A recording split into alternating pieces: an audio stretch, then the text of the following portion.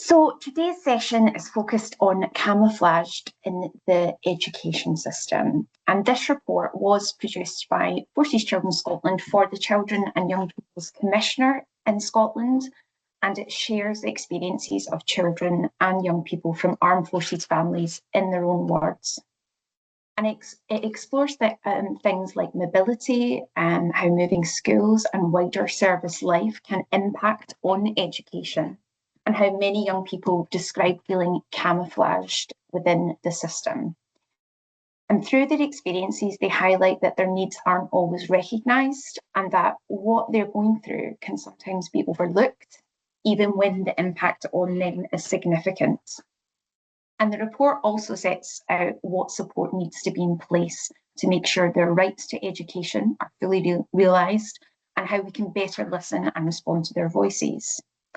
And we've got a really great session lined up today, and I'm delighted to introduce the people who will be contributing. And there's a lot in there to reflect on, and we are going to hear from different people within our organisation and out with our organisation as well. So first we have Meg, our Deputy CEO. Meg has been heavily involved in pulling this report together, working directly with young people to make sure their voices are at the heart of it. And she also helped create the animation that I'm about to show you, which captures these experiences really powerfully. And a big thank you to Meg for the energy and the passion and care she's put into this report. So a big thank you to Meg. We're also joined by Nina, our participation manager, who has led some fantastic activities with young people as part of this project. And again, just Nina's passion and fun character has really helped bring this report to life and really help really showcase the voices of the children and young people that we've worked with. And Nina will be sharing a bit of that later on. And we're really pleased to be sharing some examples of great practice from across Scotland as well. We're joined by Lou from the Military Liaison Group Highlands. Lou has a wealth of experience working with children and young people across early years of primary and secondary education and supporting staff to create inclusive, participative environments. So really big in participation in Highland Council as well. And more recently, she's helped facilitate the co-production of a welcome book for early years children moving into the Highlands, helping children to feel settled, included and supported from the very start. And we're also delighted to have Hannah Fife with us. Hannah is a teacher and education support officer for the Dandelion Project in Moray, supporting pupils from armed forces families. She also brings her own lived experience of moving and changing schools as a child, giving her a really strong understanding of how important it is to have the right support in place during those transitions. So a big thank you to our panel of speakers today.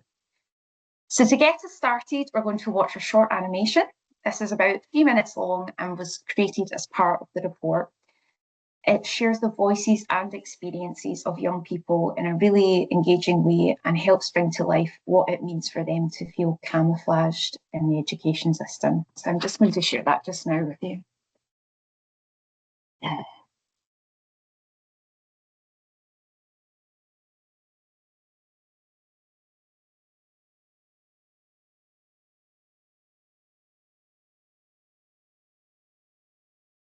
Jude, we've got no sound. Yep, sorry, just give me a wee second. Apologies.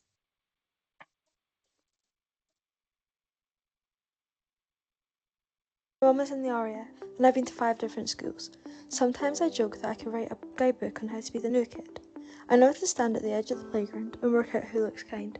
I know how to answer the same questions over and over again. Where did you move from? Why? Are you going to move again? Sometimes moving has made me braver. I can walk into a classroom on my own and introduce myself.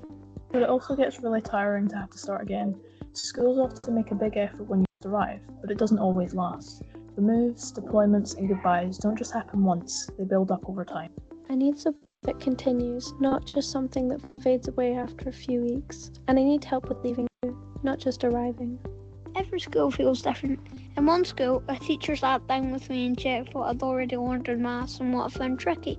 That helped so much. In another, I was placed in classes based only on my age. I've repeated topics in history, but whole sections in science and maths. No one always checks properly for gaps. They just reassess and start again. Over time, you stop putting your hands up because you feel like the only one who doesn't get it. It chips away at your confidence. When my mum is deployed, concentrating is harder. I worry about her safety, even if I try not to show it. Deployment or weekending isn't just a parent being away, it's knowing what's happening or when they'll be back. Once I asked for extra support during deployment, but nothing really changed. It made me less likely to ask again. Sometimes support depends on one understanding teacher rather than something built into the school. Moving between areas can also mean different systems, different assessments, and different expectations. High-stakes exams feel scary when your learning hasn't been consistent. It can feel like the system wasn't designed for someone who moves. Making friends can be a bit complicated. Some people think you won't stay long, so they don't invest. Sometimes people make jokes about the military, or assume things about my family. You get used to feeling a bit different. Forces clubs help you belong, but joining out of school clubs mid-year often means waiting lists or feeling behind. Keeping up with my hobbies really helps me settle in and gives me a sense of some things staying the same. It will make the biggest difference if schools understood forces life without me having to explain everything. If information moved with me so I didn't have to retell my story. If teachers planned ahead for deployments and transitions because they know they're predictable. If education, welfare and the military actually join things up. I don't want special treatment. I want fairness. I want my rights to be taken seriously. I want to be asked what would help and to see that it makes a difference. Moving or separation will probably always be part of my life while my mum serves, but carrying the gaps, the anxiety and the adjustments on my own doesn't have to be.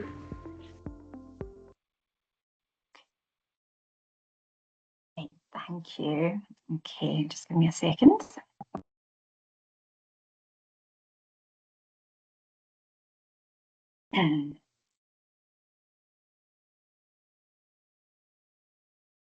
Okay. Right, wonderful. Thanks so much for watching that.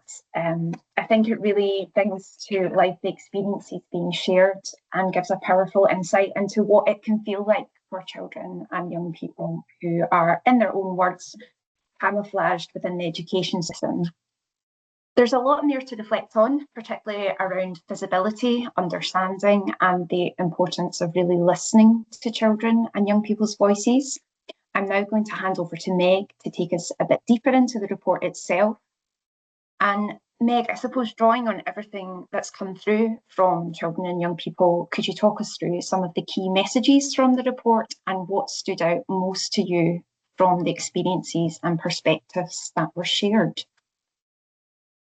Happily, Jude, more than happily. Let me just share my screen. Moving to. So, as Jude says, I am going to talk about the Camouflaged in the Education System report that we brought out in conjunction with the Children and Young People's Commissioner Scotland. The Commission has been working over the last couple of years around their strategic objectives, one of which has very much been about looking at education reform in Scotland, but for those, for all children and young people, but with a particular focus on those who are considered lesser heard voices and who perhaps are have challenges in the education system beyond what would be considered the norm. So as part of that, they brought out their own education report, probably about this time last year, where they focused on 5 recurring themes and identified at that point forces children were one of the lesser heard voices. So we worked together to produce this report. So as I said, they had, oh, hold on, I'm for some reason not letting myself move slides. There we are. So they it had 5 themes that they looked at. So culture, what is it about how the school environment is in itself helping children and young people to learn, or what might be getting in the way. The curriculum, so what it is about what they are actually learning. personalisation and support, assessment and qualifications, and the overall purpose of school. We, in discussions with the Children and Young People's Commission of Scotland, agreed to put a sixth overarching theme, really linked to children and young people from forces families, and that's transitions, separations, and loss. How did we go about it? So we engaged 140 young children and young people between the ages of 8 and 17 across all of Scotland. Half the children and young people who took place had not previously engaged with Forces Children Scotland sessions. We reached out to AWS, RNFPS and Airplay so that we could see if we could include young people out with school sessions who perhaps aren't involved in our general work, to widen out that inclusion of voice. And really pleased to say that a large group of young people from RNFPS in Helensburgh contributed to this report. 60% of the participants were girls, locations across Scotland where the bases are, and our session notes were captured on Padlet, allowing for comments for those people who were running sessions for us, and also voting to support some thematic analysis. I will say there were some limitations to the report. We did only reach the young people who are identifying as Forces children, engaged in that identity and wanting to work with us.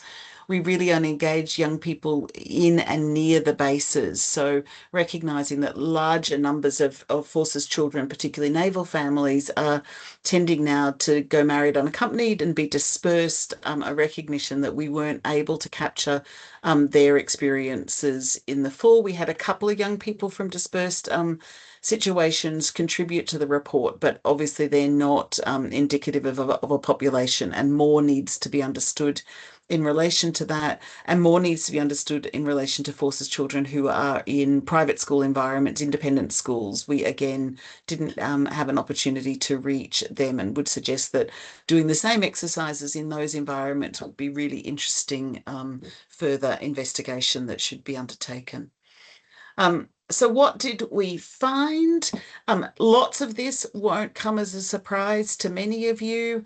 And I think this is some things that we've known for quite some time, but children and young people described recurring and cumulative challenges related to Forces life. So repeated disruptions due to mobility. Some of that was about moving between year levels and perhaps being wrongly placed in year levels, leading to quite big curriculum gaps. Some of it is just purely and simply that what we know is curriculum are designed to start and finish in the one curriculum. You know, that it is designed on the assumption that children will start in P1 or nursery and go all the way through to S6. It's not designed to swap across curricula. So children learn things at different times at different curriculum. There's no right or wrong to that. It's not that one's better or others, but when you move between curriculum, it creates gaps.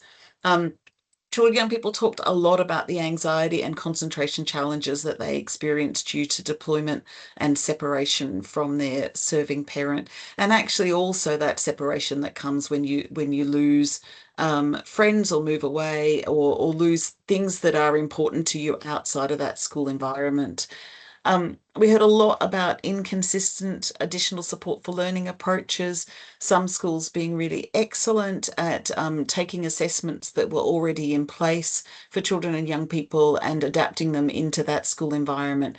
But for lots, this sense of constantly needing to be reassessed, previous assessments not honoured in a new environment, or a sense that maybe they were even lost. One young person described that basically every time she moved school years, she needed to go back to the teacher and say, "Are you aware I'm dyslexic?"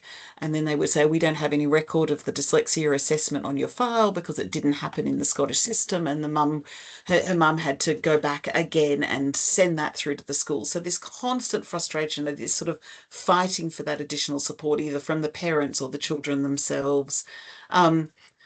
A lot of conversations about the fact that there were some really amazing staff doing some really wonderful things in schools and in the community, but it wasn't embedded in systems. Children and young people felt like it was reliant solely on that particular staff member, and their passion and their time. And if that staff member moved away or their priorities were reprioritized by the school, that was a loss to them. And so we're talking about how do we embed this more in systems.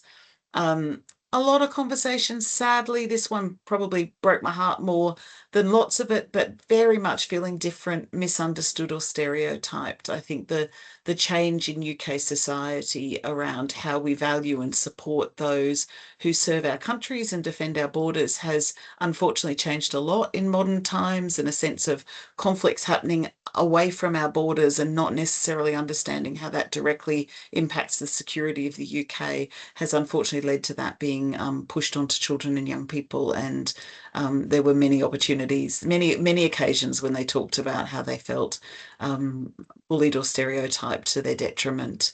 And the carry on from that is that they felt when they did talk about that in school environments, often their concerns went unheard or their requests for additional support went unheard, and that led to them being reluctant to continue to seek help, leading to that bit where we say, you know, these children are lesser heard voices in the system.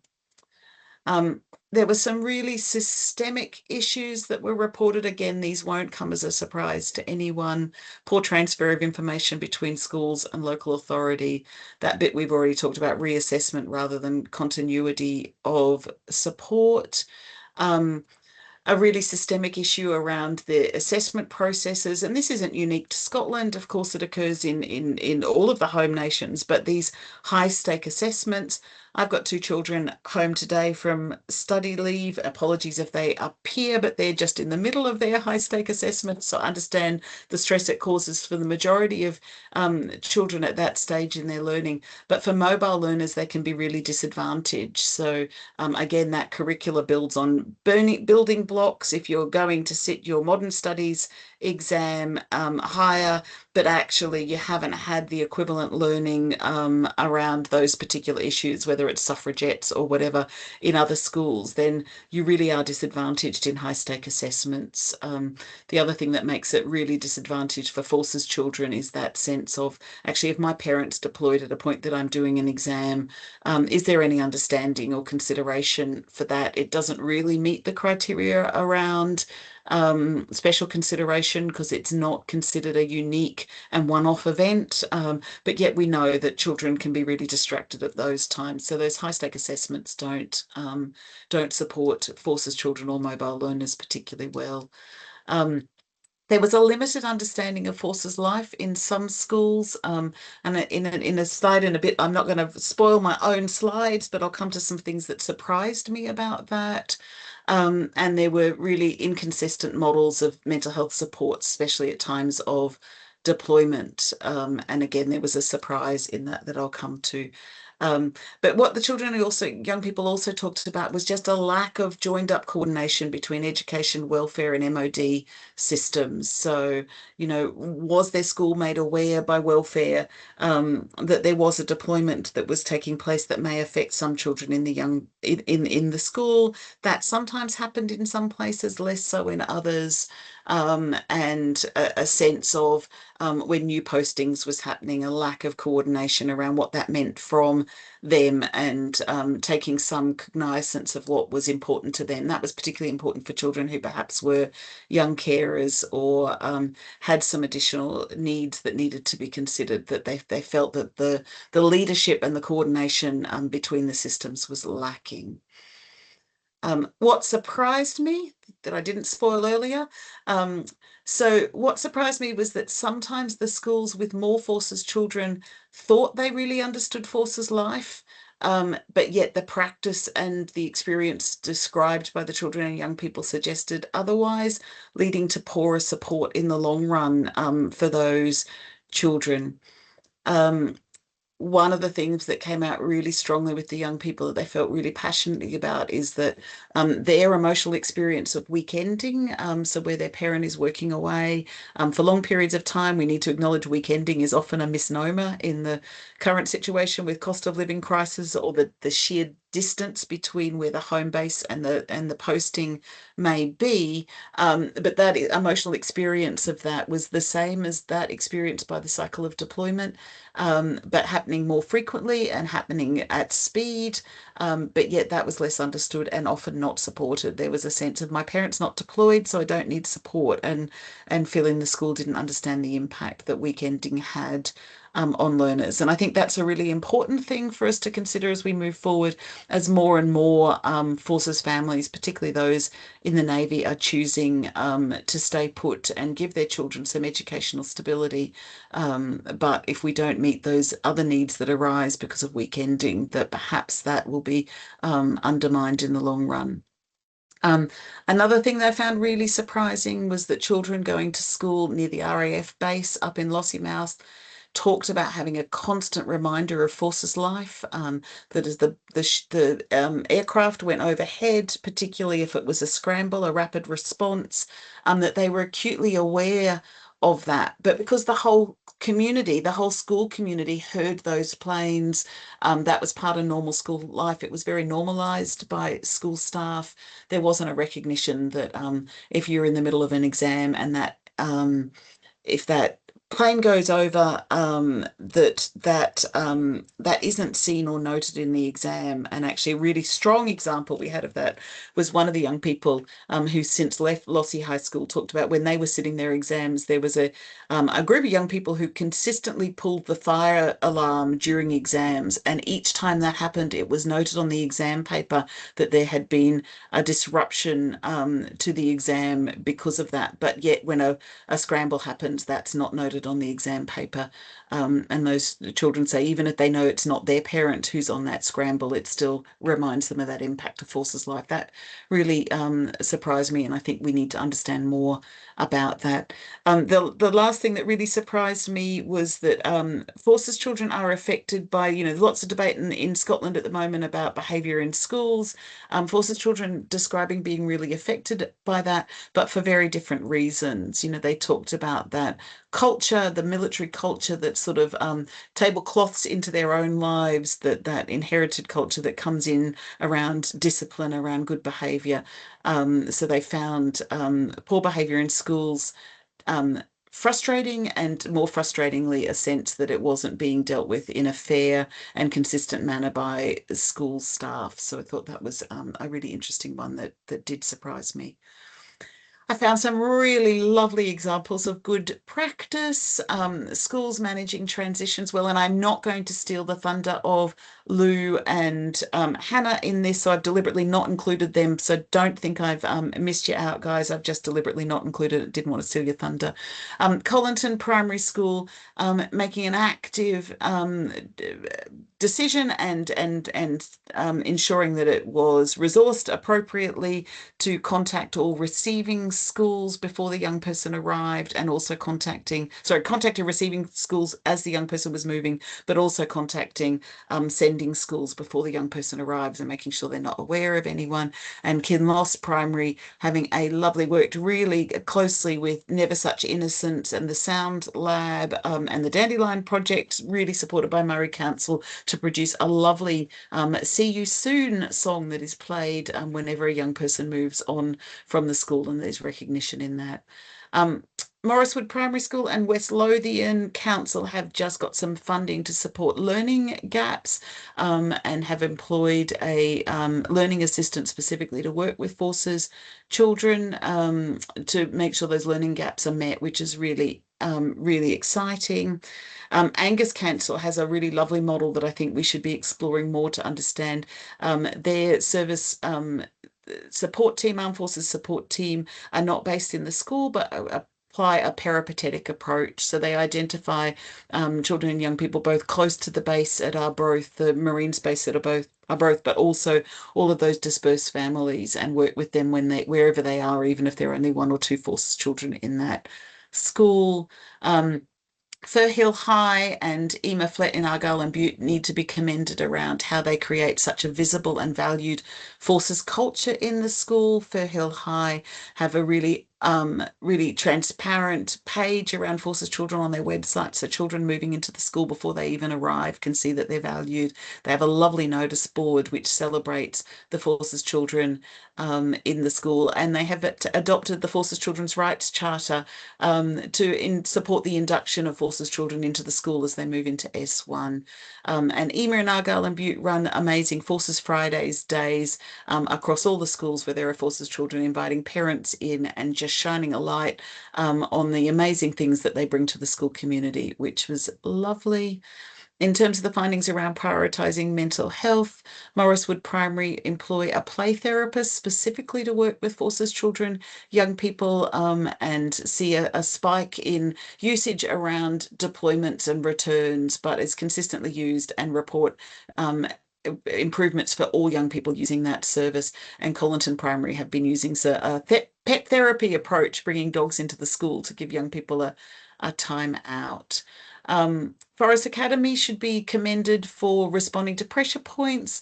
They had identified, for example, a couple of months ago that the deployment from the base at Kinloss would coincide with this period of exams, and had things in place early, deployment support group, but specifically for those sitting the exams, to make sure that that reduced that pressure.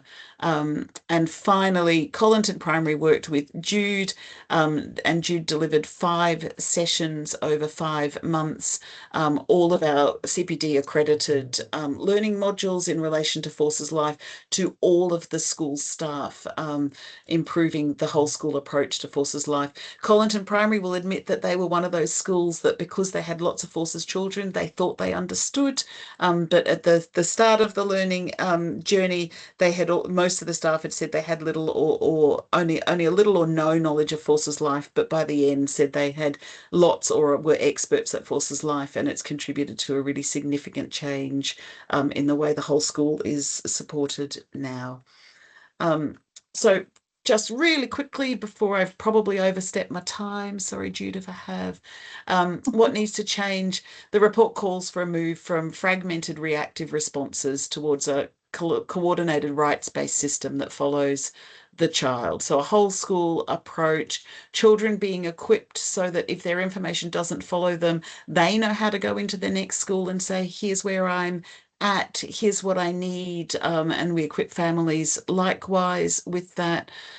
Support needs to be proactively planned around those predictable transitions and embedded in school cultures and accountable across all agencies. Those transitions are not going to change for Forces Life, but so we need to make sure our systems change in order to account for them, and at the moment they're not doing that.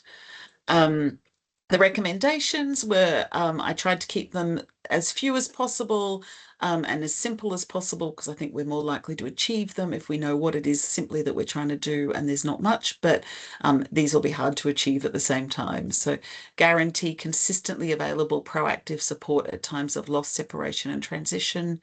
Embed a whole school rights-based approach that understands Forces Life and centres children's voices. Embed children and young people's participation in their learning journeys so that they are in control of that and able to have those conversations at all points of transition, loss and separation. And the big one for me, we need to look at how we reform teaching, learning and assessment to reflect those predictable transition points of mobility, ensuring that it meets wellness and that it's fair across the board. Thank you so much, Meg. That's great. I'm just doing a bit of admin here. Just give me a second.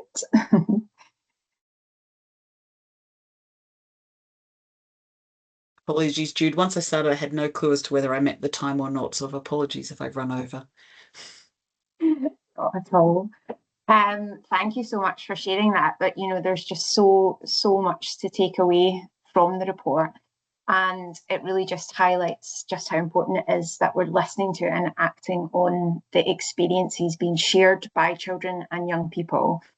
And one of the recommendations is, you know, to really ensure that participation, working with children and young people, is there within schools. And which brings me nicely on to Nina, who is our participation manager. And Nina did work very closely with children and young people people throughout the process, helping to make sure their voices were not just heard, but that they genuinely shaped the report. So Nina, could you tell us a bit about how children and young people were involved in shaping the report and what the co-production process looked like in practice? And I'll just pop your slides up as well, Nina. Thank you. More than happy to. And a shout out to Lucy, who's on this call as well, who delivered the sessions in the Helensburgh area. So I want to go back to before we actually get to this point in terms of starting our sessions with young people, because what we actually did was we took a step back and we reviewed all the information we had previously been told by Forces Children and Young People about their experiences, because we wanted to avoid repetition, and that's a key thing in terms of asking young people to tell the same story over and over again. And it's part of our participation principles. Actually, we don't ask young people about their experiences and do nothing about it. So whilst we had done sessions before for other projects, young people had told us distinct things about their education and being part of a Forces family. And we used that information. We didn't go back and ask the same questions over and over again. And that's kind of key in terms of this. So we already had a grounding and an understanding before we started our sessions. And I think one of the challenges we have in participation is about ensuring that we include a variety of children and young people in the work that we do. And Meg has touched on this already in terms of, although we worked across Scotland and we worked really, really hard to include as many young people as we possibly could in the sessions, and we did have tri-service reputation, we know that we couldn't reach every distinct group of young people. So that's one of the difficulties that we have to work with all the time. So that's some of the limitations we had in delivering our sessions. I want to talk to you now a little bit about how we start our sessions and how we create the right environment for our young people, children and young people taking part in the sessions. This is our consent tree. So it's based on Lucy Robinson's ethics tree. And this is what we use to ensure we are confident that the children and young people know and understand what we'll be working on together in the sessions and how we're going to keep them safe, and how we're going to support them to join in, that young people can stop being involved at any time because that's their right. What we're also talk about, the fact that they can share their thoughts and opinions, but they don't need to share all the personal story if they don't want to. So we talk about that in this session. So in each of, you can see the little icons on the tree, this is how we have the discussions around the project that we're going to be working on with young people, about them taking part in that project, what we're going to do with the information that they tell us, and how we're going to work together, basically. We even talk about, you can see a little speech bubble where we talk about what we're going to do if we're going to use a quote that from them, that a quote that they've made, and whether we're going to put that in a report anonymously or if we're going to write their name next to it. So it covers absolutely everything in terms of the sessions that we're going to do with them. We also create a group agreement, and that's really about how we work together, which you would do with any group of young people, how we're going to work together and make it a great safe space to work together. Next slide, Jude, please. Thank you so much. So for our school and community sessions, we devised some fun interactive sessions to help children and young people explore their educational experiences in the wider context. As Meg said, it wasn't just about their exam results and those assessments, it's around much wider. It was around what makes them feel like they belong in school, how does the school and culture welcome them as a Forces child, what strengths and challenges do children and young people carry with them into school, and how do schools recognise, celebrate and mitigate against these. So this is just a couple of, like, from our school sessions, the belonging thermometer or belonging assess, like about the culture in school. Don't have couldn't find some of my photos, but I love a hot air balloon, so we used a variation on our hot air balloon. This is actually from our residential. I'm going to talk a little bit about the sessions we did at the residential in a minute. So we, in addition to working in schools and community groups, we also held a residential for young people. But basically we used creative methods which allowed young people to either work together as a group. So in some of the sessions I did, young people worked together as a group and shared their thoughts and opinions within the group. But they also had an option to actually work on something themselves and add their thoughts and opinions without having to speak as part of the group, because for some young people that's a real barrier in a session. So we adapted, depending on the group and the young people that we're working with, to make sure that they could share all the thoughts that they wanted to, all their experiences. After we pulled together all the information from their session, we then Meg then drafted the report. And I suppose for some people that would be it at that stage. Oh, we've got all this information from children and young people across Scotland, and here's a report. But that's not good enough. That's not the way we work. So we hosted a residential and invited young people to join us, and it gave us dedicated time together, time to kind of connect as well and have fun and a bit of shenanigans, as I call it. And reconnect, because some of the young people had been away on residentials before. The young people came from all over Scotland, and the residential was tri-service, and we had some young people that hadn't worked with us previously who joined us for the residential, hadn't been on a residential with us. And what we did then is we shared with young people the information that we'd got through our discovery sessions. And we talked about what we were hearing from those school sessions and community sessions, and then we made decisions together and proposed those recommendations together. We asked some questions around what happens in school when you need support and what would work better. So this is just some some of the activities that we did in terms of hearing from young people. So young people. So this is the young people telling us about their experiences, what holds them back from that balloon taking off, what actually helps the hot air balloon inflate and helps them on their journey. And this is just us bringing it all together. So you can see Hamish in the middle there. Shout out to Meg, who has created Hamish's outfit, which is wonderful, and the young people absolutely love Hamish, who's our mascot. Hamish, so a little play on words in terms of Hamish's name. But as you can see, really creative opportunities for young people. So we did it at all different stages, giving young people lots of opportunities to tell us their thoughts and think about their experiences, and tell us, because they're the experts in terms of where we should take this next. After the residential, we also met with young people online, and we created with them a child-friendly report in the form of short, accessible reel, and young people narrated that as well. So I hope you can see at each step of the way we worked with young people. They were fully involved in the content of that. We checked in with them at different stages in terms of what we were writing, and in terms of like how we work with young people. I think this kind of sums up the way we work with young people. So nothing for them without them. That's me, Jude. I think I've probably gained you back some time.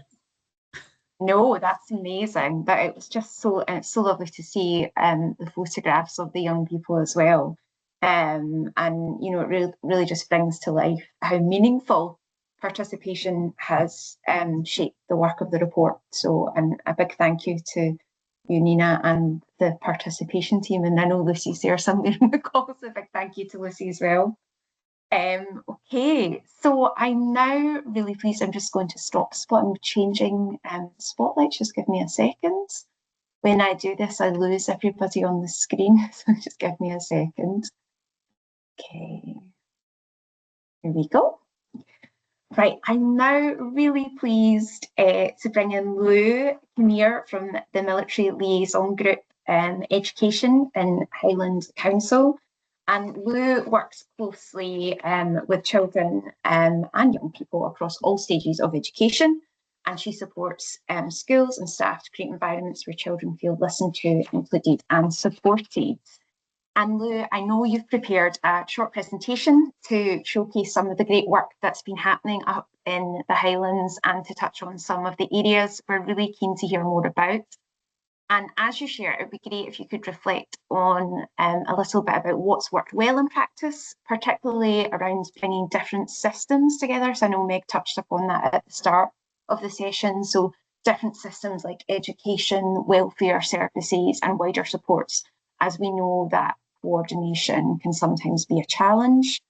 And it would also be really helpful to hear about how you've involved children and young people, especially those from Armed Forces families, in shaping support and what meaningful co-production has looked like in your context. And finally, just having had a chance to read the report, it would be great to hear if anything has stood out for you or influenced how you're thinking about your work going forward. So I will now hand over to Lou. I have your slides here, Lou, so I will pop them on the screen, and we're really looking forward to hearing more about what's going on in the MLG. So I'll just pop your slides up. Just give me a second. Great, thank you, Jude. And I'll sort of just start as you load those up. So as Jude said, my name's Lou Kinnear and I lead the Military Liaison Group for Highland Council. So I'm the Armed Forces lead within education for Highland, and we work operationally. Highland is guided by the overarching Armed Forces Covenant legal duty, and I hold the Children and Families section of the Highland Council Armed Forces Covenant Improvement Plan. So if you could move on a slide for me, Jude. See, I've done my intros fast. Thank you. So MLG is a partnership, is a collaborative strength of expertise in Highland, and children and young people are placed firmly at the centre as core partners. You'll be able to see from this partnership how it aligns with recommendation 1 in the Forces Children Scotland report. We respond to issues, mitigate disadvantage, liaise with families, children, young people and education settings to identify and respond to their needs. We aim to ensure that these children thrive whilst they're with us in Highland so that they can be and do the best they can. MLG is a multi-agency third sector partnership that's both operational and strategic in its approach. This brings cross-sector collaboration between education, welfare and armed forces organisations. There's a clear system of support that's familiar and it's recognised in Highland in the context of education. The offer of support is for families, children, young people, education and learning teams, communities, and really anywhere in Highland that children and young people are within education and are in Highland, we look to ensure that we're supporting them within that educational context. The offer of support is for families, children, young people, education and learning teams and communities. As I say, we work from early years through to secondary, and as pupils transition on to that the next chapter of their lives. We're tri-service and for regular, reserve and veteran families. So I think you can see from this structure of this partnership that it supports the recommendation 1. Next slide, please, Jude. So this bit's really unique. My role, I'm fortunate enough that I sit within Highland Psychological Services team, which brings a real strength to MLG, as these teams detailed on the slide, I'm looking at it from the left, highlighted in purple, those ones in purple, providing holistic support for the child or young person around education and well-being importantly. That's, you can't have education unless we get the well-being right. So this slide again aligns really with recommendation 1 of the report and recommendation 4. It enables that two-way collaboration, strength of joint working between the teams, between all of these teams, that is embedded within our practice. So through MLG, the services highlighted in purple have accessed all the MLG training, raising awareness and understanding of being from an armed forces family. They regularly receive updates and information. They're aware of and understand the Armed Forces Covenant education, its obligations and responsibilities that we need to pay due regard to. They understand the unique needs of children and young people from armed forces families and the barriers and challenges that may be faced and the offer of support that's available. They understand the reasons behind and help support identification when working with schools and families. So these services work with us as an MLG, so because this is what makes this unique, this whole partnership unique, is that they bring a specialist knowledge to the MLG table and individual MLG partners. They provide a depth of holistic support and understanding around children and young people from armed forces families they may be working with. They work with MLG partners to create bespoke evidence-based resources that meet needs. They help ensure the work is grounded in GERFEC and underpinned by the rights of the child and guided by the Highlands Children's Rights and Participation Strategy. It enables us to have a direct link with health and social care teams and allied health professionals who are often involved in relation to additional interventions that may be when there's meetings on around meeting the needs of children and young people. In fact, we have one of our MLG partners sits within health and social care team, which is really incredibly helpful. So that spread of information goes across those whole teams. They help promote awareness across education settings and wider professionals as they signpost resources and training opportunities when they're working in schools and with other colleagues. And they enable MLG to input and contribute into the newly qualified teacher programme. And they support and promote the need for identification. So yes, this is really successful and in that sharing and understanding of children's needs. And yes, it's brilliant that I sit within this team that enables this, but really importantly, I also share an office with them. So I can build those informal relationships, those anecdotal conversations that you'll have. So that gives a real opportunity of sharing of information, but on an informal basis and batting ideas backwards and forwards. So that I am incredibly fortunate to be able to sit in that team. So next slide, please, Jude. Yeah.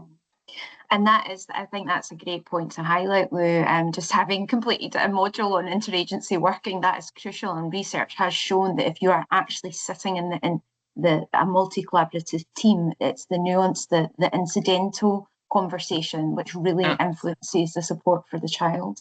Absolutely. Yeah. Absolutely. Sorry, I'm interrupting when you go. It's okay, I'll take a minute back. So identification is absolutely, obviously foundational to our work within MLG. So we can understand the child or young person's journey, support smoother transitions, get the right targeted support to the child or young person at the right time, if and when it's needed.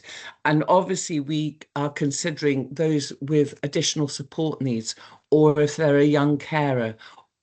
We need, I'm not going to go into all the nuances, and I'm hoping that you'll understand that we consider all our children. So we can get the right information and support and the resourcing to the families as well, to the schools, to the early learning centres and the surrounding communities and professionals. So we can ensure that the child or young person has the opportunity to share their journey, their experiences. It is unique to them. So how do we support and promote identification. We have a really easy to navigate. No, back. I'm still on that one. Sorry. I've got loads on this one. We've got a really easy to navigate website for families, children, young people, and educators, but it's also really helpful for communities. We have training opportunities that are both face-to-face and flexible online learning resources, which are found in our Learning and Knowledge Hub.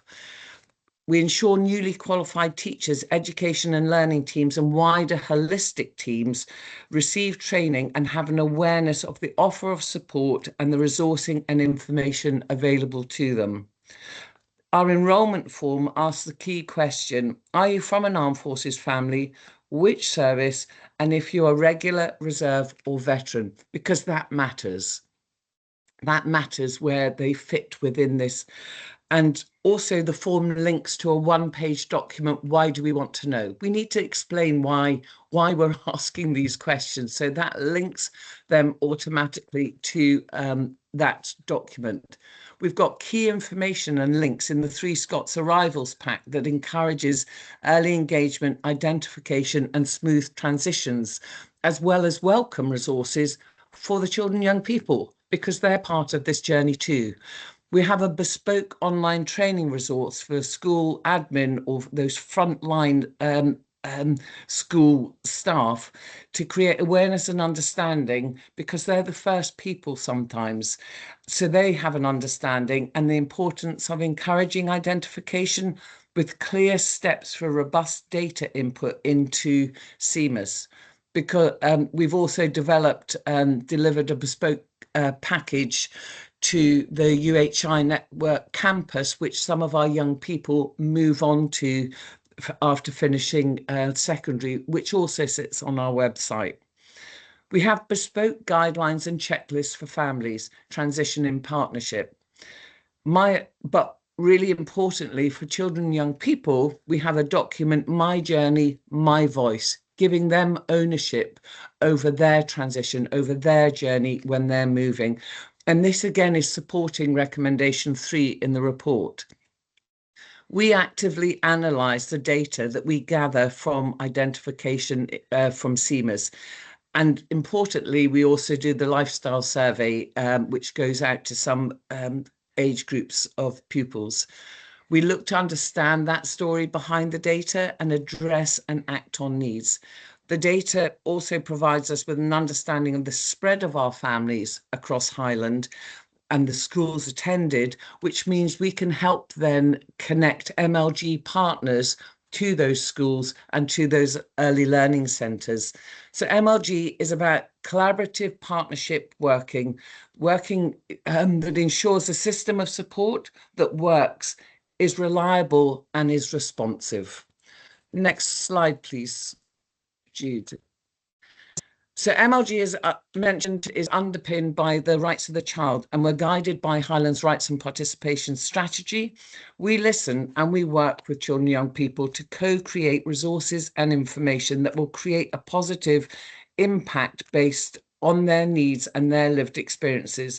So when we think about recommendation 2 and 3 of the report, this again aligns with the co-production work that we do with children and young people. So to give an example of some recent work, mobility, we know, is part of armed forces life. And I wanted to work alongside children and young people to co-produce a welcome story book resource for early years and early primary children moving into Highland, to give that early sense of connection and belonging in preparation of their move. I felt it needed to be digital resource, visual, audio, and a narrative, because we've got several families that move into Highland from all over the world with different cultures, different languages. So we needed to support accessibility for all. We do have welcome resources co-created with children and young people for upper primary and secondary, but we wanted one for the younger children as well. So I wanted to work, as always, with children to create this resource, not just do it.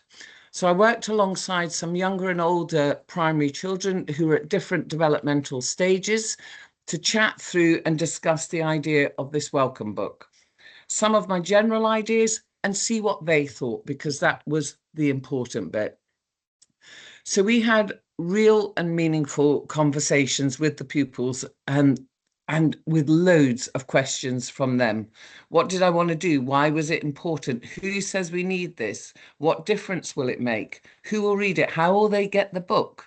Why does it need to be digital? Who will be involved? When will we do this? And importantly, can I do drawings? And they were in. Yes, they could understand the value of this book and why. And so we began discussions, questions, thoughts, ideas, drawings, recordings, their ideas, their views, the beginnings of their story. And again, this links with recommendation 3. Thanks, Jude. If you could go for the next one. And their voices came, and their drawings came, and their feelings came. What an amazing amount they talked about, shared and drew. And this is just a sample of just some of the things of what they said and they did, how they felt, what they wanted to pack, what the journey was like, what would the journey look like, the new house, street, friends, schools, teachers, and importantly, what would school dinners be like? That was really key for this book. So meantime, in the background, there were, without focusing on it, there were lots of rights in play within this. Article 3, Article 12, Article 13. I'm not going to go through them all because I know we're tight on time. Article 15, Article 17, and Article and also that underpinning Article 2 about ensuring children, regardless of ability or background, are included in this process. That was really important to us. So they have created, authored, illustrated and narrated a book from start to finish, and I'm incredibly proud of them. Could we have the next slide? Thank you. Yeah, let's bring that up. There we go. So we have an embedded ethos in Highland. As Nina said, it's ours as well, Nina. Nothing about us without us. The children and young people want their book to be shared as widely as possible. There are some quotes from them about why I've put them on the screen, about why they feel this book is important. And it's important to highlight Article 3 here, which supports the co-creation of this book, that children are involved in understanding their journey ahead as they are moving. They've delivered presentations and have planned ones ahead. The feedback I give straight back to them and share it with them. They can't wait. They want to get onto my computer to look at the stats, to see who's looked at the book, where's it been read in the world, what's happening with it. So all of this is being fed back to them. And as I say, they've delivered presentations and they have more planned ahead. They really understand the value of this resource. Their voices have been empowered and they are influencers and real change makers. So you can find this book if you scan the QR code, or you can find it on our website. We recognise this amazing work that the children and young people have been doing in Highland, so we are delighted that we're now taking forward discussions around the leadership awards for both the junior leaders and young leaders, so we can get their work accredited about this work that they have led. We've done work around the Armed Forces Covenant education. The kids have made an accessible resource, so we all understand what it means, and they have put that in a language that is accessible to us all. So again, I believe our participation work with children and young people supports recommendation 3. Next slide, please, Jude. I'll just play that for you, Lou. Is that okay? Yep.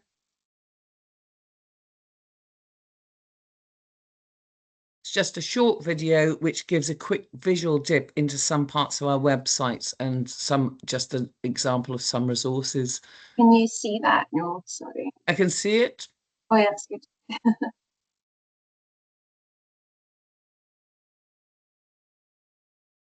It's not playing though, you need to click it. Yeah, I've clicked it and it is not, it's playing on my screen, but not on this. I think it's maybe something to do with the way it's being presented in Teams. Maybe we can send it out after the. Yeah. Sorry, Lou. No, absolutely no bother. If you look yourselves on the website, you'll see a lot of resources, a lot of helpful information, but our key thing is that it's accessible to all and it's easy to understand. So next slide, please, Jo, Jude, and final one. So the offer of support from MLG in the context of education is for families, for education practitioners, children, young people, and community partnerships. Information, guidance, advice, support, regular news updates for families and all services across our armed forces community, regular, reserve, and veteran. Please get in touch if you want to find out any more, and thank you for letting me give some examples of what's going on in Highland. No, thank you so much. And I will send out all those links in my follow-up email as well for anyone who'd like to access them. If you can't find them online, I will certainly send all of them out. So thank you so much, Lou. I was taking quite a few notes there, so I'm sure we'll have lots of questions when we come to our question session. But now it's my absolute pleasure to introduce Hannah from the Dandelion Project. And as mentioned at the start, Hannah is a primary teacher, and she actually attended Kinloss Primary and taught in Kinloss, and she's moved about a lot as a Forces child herself. So I know, Hannah, as well, you've prepared a short presentation just to discuss about the wonderful work that's going on in Moray and just how that links in with the findings of the report as well. And I do have your slides here as well. If you just give me a second, and I will share them to Hannah so that you can see the screen. Thank you. Just give me a second. Just taking me a second to load up. The joys of IT.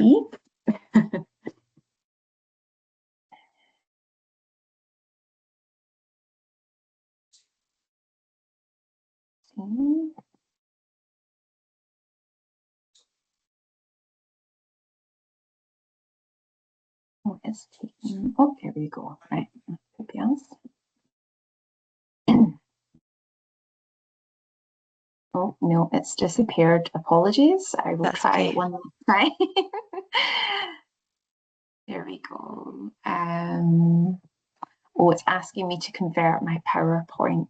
I wonder what I could do. Just give me a second. I don't know if you've got them there at all, Hannah, if it's easier for you just to share them. I do, yeah. Yeah, that might be easier actually, because it's asking me to save it as a new version, so apologies. Okay, I don't no, that's okay. Have I got control, Jude? Could I share it straight away? Yeah, super. Okay, let's see.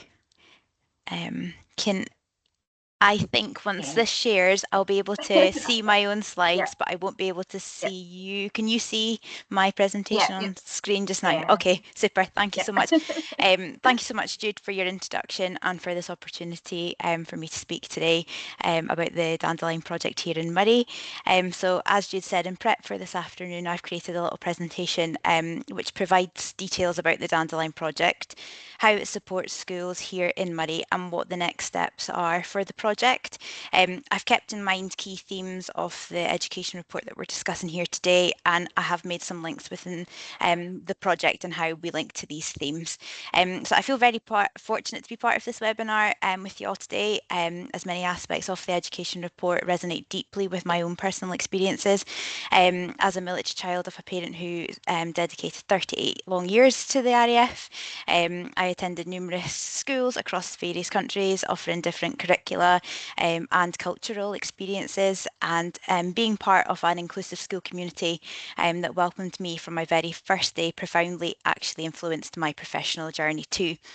The background has instilled in me the importance of demonstrating understanding and empathy towards our military children, which remains a central focus of my daily responsibilities. So I'm privileged to also be part and to be lead for the Dandelion project. Let me just see if I can skip the slide. Right, so what is the Dandelion project? How did it first come about, and what need and gap was it designed to address? So in March 2020, funding was confirmed to support Forces children in Moray, and the funding from the Armed Forces Covenant Fund was allocated in order that a bespoke support network for Forces children in school within the authority could be established. The backdrop for such a programme was the significant military footprint in the local area, and there is an Armed Forces footprint in all but 3 Moray schools. So it's very much developed within most of our schools here. So one of the rationales behind the Dandelion project was to establish a single point of contact for schools and families, vital in ensuring an informed welcome from a knowledgeable and empathetic source. The Dandelion project is an initiative that supports all Armed Forces children in primary and secondary schools in Moray, ensuring that they have the right settings to thrive. It's supported by the Armed Forces Covenant Fund and is in partnership with RAF Lossiemouth 39 engineers and Moray Council.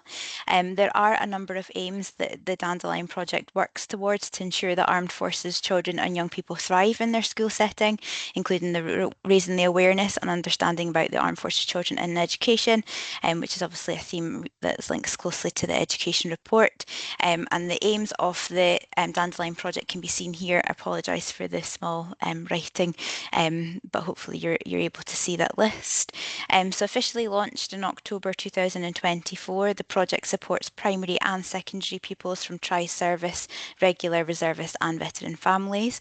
The Dandelion project was initially led by Priyanka until July 2025, and then I took over in August 2025 on a seconded basis, as you said, Jude, from a class teacher position at Kinloss Primary School. So how has the Dandelion project supported so far? What does consistent tailored support look like in practice through the Dandelion project, and what difference is it making to children and young people so far? So Priyanka was instrumental in a real driving force to raise awareness of the project at the very early stages. She created consistent templates for the literature associated with the project, so the fortnightly bulletin of the Dandelion drop, which goes out to schools and families with lots of information and resources that they can use. And she represented the project at various events, both locally and nationally, and started to really think about the sustainability and lasting legacy for the Dandelion project once the project comes to a close. So all of this hard work really did lay important foundations for me to pick up and build upon.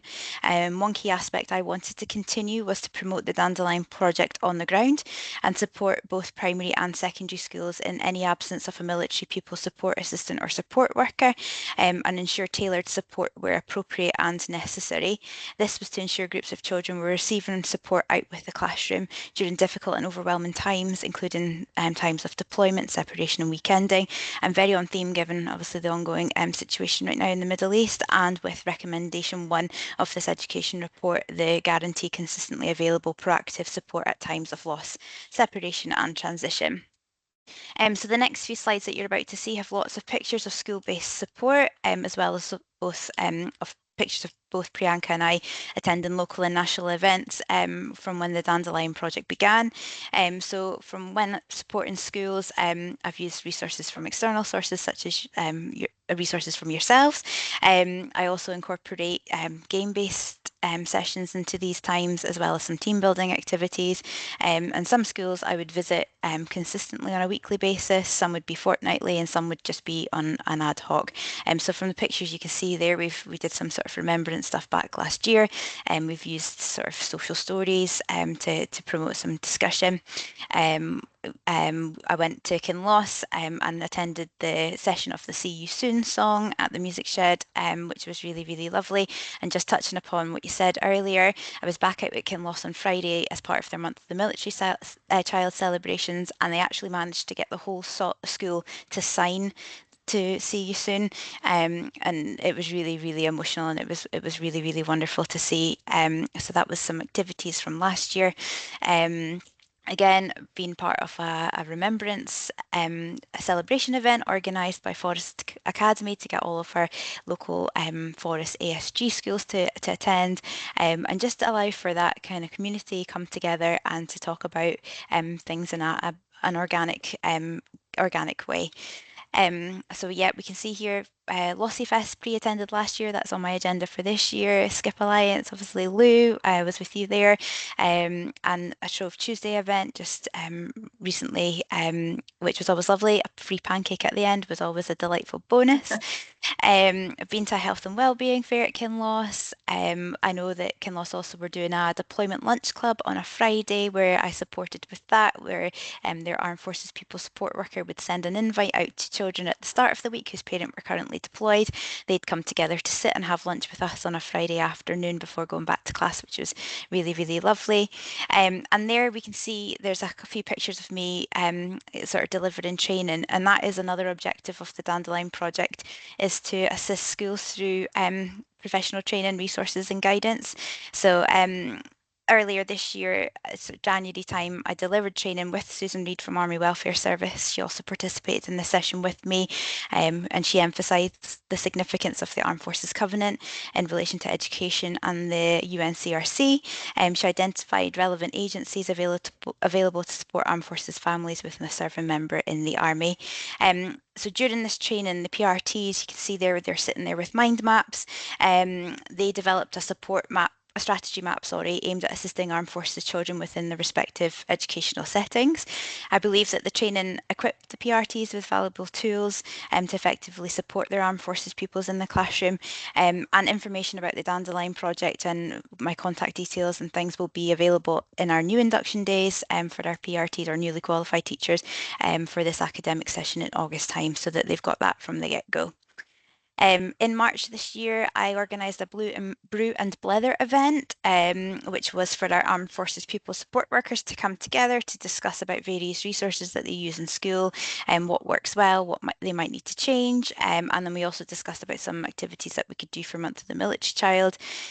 Feedback was indicated that this was really helpful for them all, just to meet one another, because they don't normally get that opportunity. There was lots of new faces within that room, and they were able to sort of share contact details and things so that they could ask questions with each other out with maybe a more kind of formal meeting like that. And again, any excuse for a cuppa and cake, I'll always take that. So I firmly believe that the Dandelion Project is making a significant impact on children and young people in Moray. Feedback from schools and parents involved with the projects this far has been positive.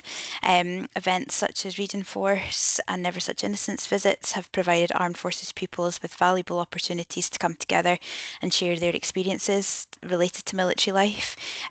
So notably, we had Fiona from Read and Force come up to visit us just a couple of weeks ago, and it was revealed at the stages of when we were gathering sort of the classes to come together to a assembly hall or a specific place in the school that some didn't actually realise that some of their peers were connected to the military. So that actually was quite a nice sort of reintroduction, I suppose, and a reminder. And the Month of the Military Child celebrations promoted an inclusive community. Like I mentioned there, with Kinloss hosting an assembly as a celebration. But it was a celebration not only to recognise our military children, but to show support for those civilian children who have to say goodbye to their friends frequently. So I feel privileged really to possess first-hand experience of the emotional complexities that Armed Forces pupils may encounter, allowing me to really empathise deeply with their unique challenges. So there's some more pictures of some of their artwork that they created last week with Never Such Innocence as part of their theme Winds of Change. And yeah, some really delightful displays within the schools that I visited as well, which was really, really wonderful to see. Guides went out just at the start of the month there to promote Month of the Military Child within our schools, and landmarks like that one there you can see, Nelson's Tower in Forest, was lit up in purple to celebrate Month of the Military Child too, which was really, really great. So what are the next steps for the Dandelion Project, and how do I see the Dandelion Project developing in the future, and what areas am I hoping to grow and adapt? So as I mentioned earlier, training opportunities are a significant component of the Dandelion Project's forthcoming initiatives. As part of the legacy I envision for the project, I've developed e-learning modules tailored specifically for Moray schools, which will be accessible through the Council's learning management system for educators. Each module is designed to be concise, lasting no longer than sort of 15-20 minutes, and includes opportunities for reflections within a collegiate time. Like I said, these modules can be completed independently or as part of a collaboration, and I feel that it's in alignment with the Education's Report Directive that all staff must be upskilled. I hope that the e-learning modules will support the fulfilment of the this expectation. The learning modules are also part of something wider that I've been working on, called the Armed Forces Friendly Standard. These are a sort of a checklist of activities that will go out to schools, that will hopefully allow schools to recognise what they are doing, and promote good practice within the authority, and hopefully provide that assurance for parents who are coming in to Moray that their school do their very best to support armed forces pupils within their settings. It will be on a sort of trust-based peer review basis, and then any evidence will be submitted to myself, where I'll look through and then go out to the school to present them with a certificate, and they'll have an email signature to say that they do their best to support our armed forces pupils. So this is briefly what the sort of modules, the kind of storyboard looks like. It'll be so one of our technologists will change it so that it's more interactive, but as I was going through the storyboard of things, for my own kind of help, I just sort of put it into sort of PowerPoints, just so that I could make sure that I was getting all of the information down that I needed. And this is an example of the certificate that will go out, as well as the logo.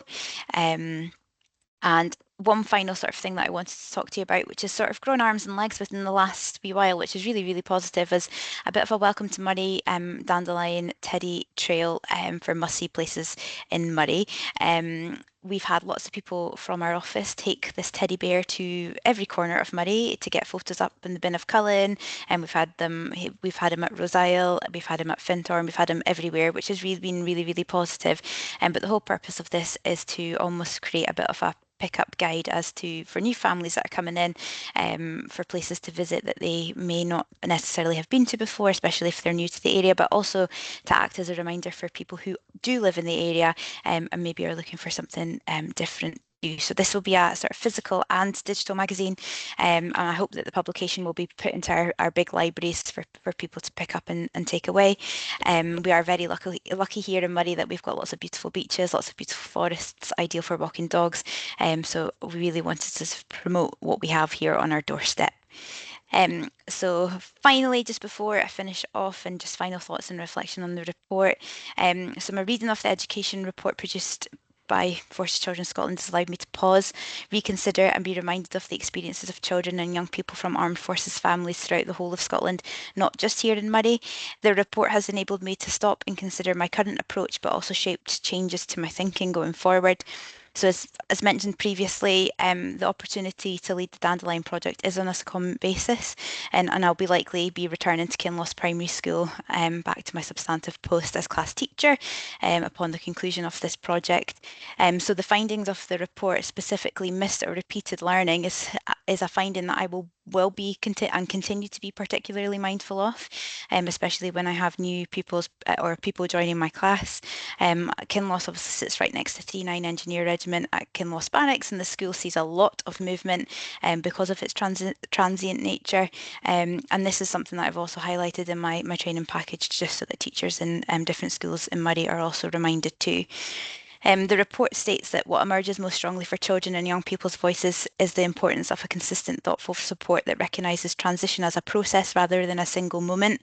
With this in mind, I do understand the difficulties faced when transitioning to a different curriculum in your group, especially the frustration of repeated work, but it is helpful to be reminded and take feedback from armed forces children and young people into account.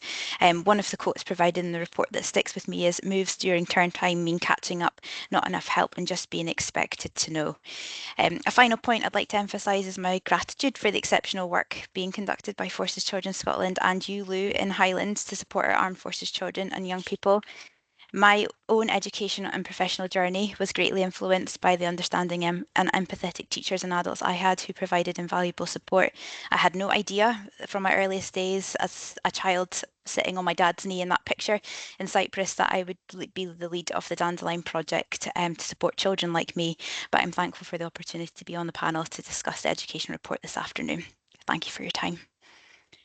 Oh, thank you so much, Hannah. It's just so wonderful to see all those lovely photographs, and thank you for sharing the photograph with your dad at the end there as well. And just, looking at all the wonderful work that's going on, and you were talking about the recommendations and the importance of, educating teachers coming into the profession, and that was actually picked up upon at the recent Early Years Driving Lives conference that Skip held. You know,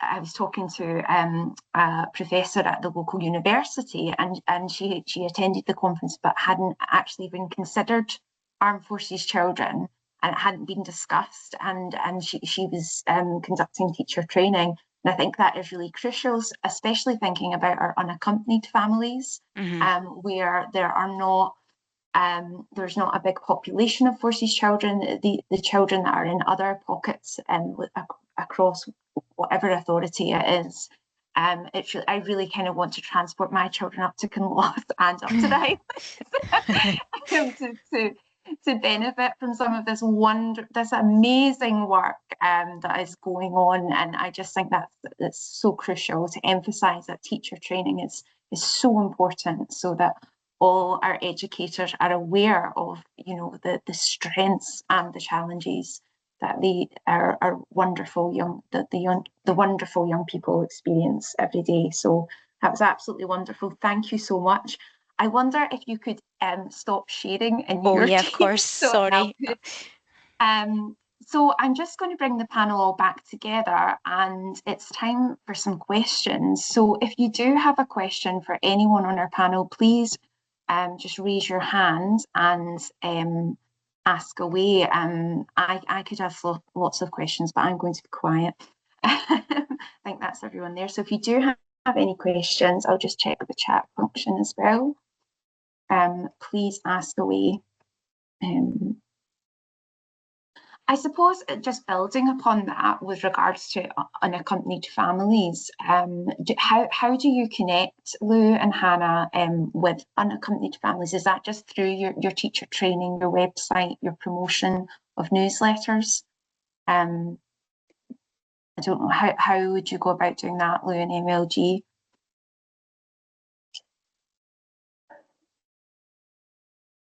Oh, there we go. There we go. I'm off. Sorry, I'm off mute.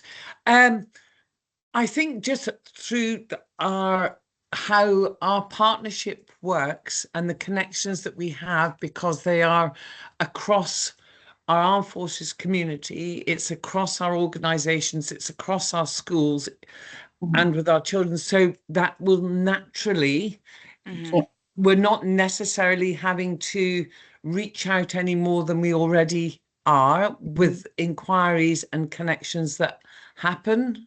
Does that make sense? Yeah. So it's more the culture, the way it's built into the authority, yeah, which is great. Yeah, same with you, Hannah. Would you? Yeah, I'd absolutely echo that. Yeah. I don't know if we've got any other questions about the report itself. I think another thing to raise as well is about going back to what you said, Lou, about identification. I mean, with the report we had from Addison 2024, you know, it emphasised that there was only 398 early years children from Armed Forces families across the entire region of Scotland, which we know is greatly underestimated, and that is not an accurate figure, which obviously the report highlights. And that is due to it being reliant on CMIS and whether families disclose that. And there is a stigma there as well.